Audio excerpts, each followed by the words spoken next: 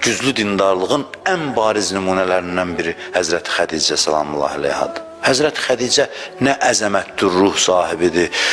Mən anlaya bilmirəm bəzi insanların məqamının hikmətini. Cəbrail nazil olur Peyğəmbərə, deyir, ya Rasulallah, Allah Xədicəyə salam göndərir. Adam gedib hara çıxa bilər, hansı zirvəyə çıxa bilər? O xanımın bugün vəfatıdır. Nə qədər güclü ruha sahibidir. Hər şeyini verdi Peyğəmbərə. Şəb-i Əbi Talibdə bir xurmanı iki adama bölüb yirdi. Heç ona düşmürdü də ondan. Nə vaxt onun adı çəkilsəydi Peyğəmbər ağlayardı. Ömrünün sonuna qədər. Xədicə deyən kimi Peyğəmbər fikrə gedərdi. Dərhal qəm gələrdi Peyğəmbərə. Xədicənin adı gələndə. O qədər nurani bir adam idi. Hiradan Peyğəmbər qayıdır, ilk vəh gəlib. Həzrət Əli ilə qayıdır Peyğəmbər Hira mağarasından. Gəlir Həzrət Xədicənin evinə birbaşa. Deyir ki, mən Peyğəmbərəm. Mən Peyğəmbərəm deyəndə deyir, Əssalamu aleykə ya Rasulallah. Çək çevirsiz. Qəlb o qədər nuranidir ki, qəlb elə onu hələ o vaxtdan seçib bəyənib.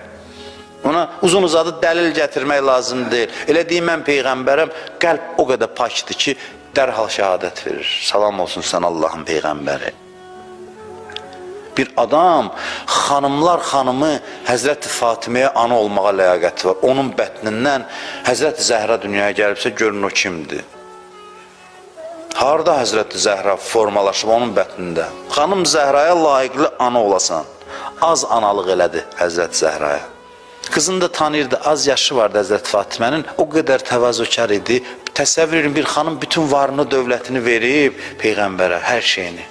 İndi o qədər bir zərrə iddia yoxdur da, mən yoxdur da, o qədər təvazökardır, balaca qızını çağırır, deyir, qızım, atan səni çox istəyir. Xahiş elə mənim əvəzimdən ki, köynəyini mənlə qəbrə qoysun. Qəbrin əzabından qorxuram. Ona da həyası imkan vermir ki, özü desin ki, ya Rasulallah, onlar köynəyindən birini mən... İnsanlar hara gedib çatıblar, ay Allah? Nə məqamlara gedib çatıblar? Həyanın, abrın hansı dərəcələridir? Həzrət Fatimə tez itirdi anasını. Ağlayırdı, deyirdi, anam hanı, anam hanı? Sakitləşə bilmirdi.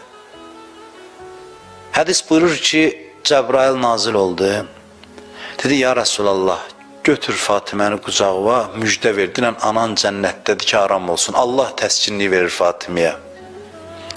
Fatiməyə təskinliyi verir ki, götür sığalla denən ki, anan cənnətdədir ki, Fatimənin ürəyindən buna rahatçılıq çıxsın.